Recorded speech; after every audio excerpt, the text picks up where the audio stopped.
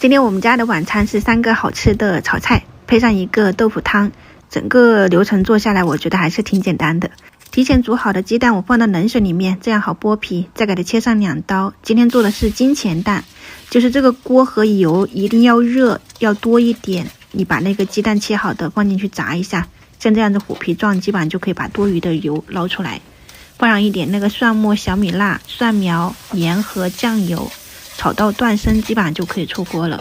这个菜的话呢，可能有一个难点，就是你们如果油温不够，它那个蛋黄容易起泡，其他都还好。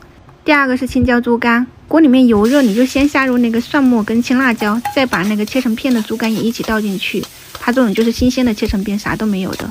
然后炒到变色，从锅边淋一点米酒、姜末、盐，然后一点点的酱油上色调味，给它翻拌均匀。出锅之前，你给它撒上一点葱段或者是大蒜苗。今天我们的这个炒猪肝也就搞定了哈，我觉得很好吃又简单。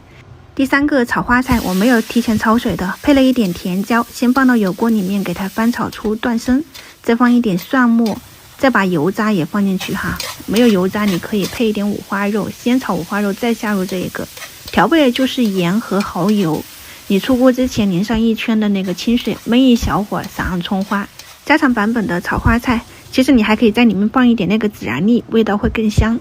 最后来煮一个汤，这个汤你只需要把水煮好了，基本上就成功了。我放了一勺那个豆酱，把它捞出豆渣，加点盐，因为这种内酯豆腐不需要怎么煮，它直接就可以吃的嘛。给它划成小块丢进去，然后再下入一点那个泡好的这种裙带菜或者是紫菜也可以哈，加一点葱花、食用油，直接就可以喝了。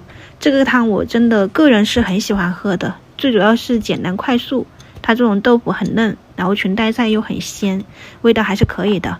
今天我们家的晚餐3菜1汤，供大家参考一下。煮饭的时候我给自己焖了几个小的这种蜜薯，粉粉糯糯的，挺好吃。你们喜欢也去试一下。明早再见，拜拜。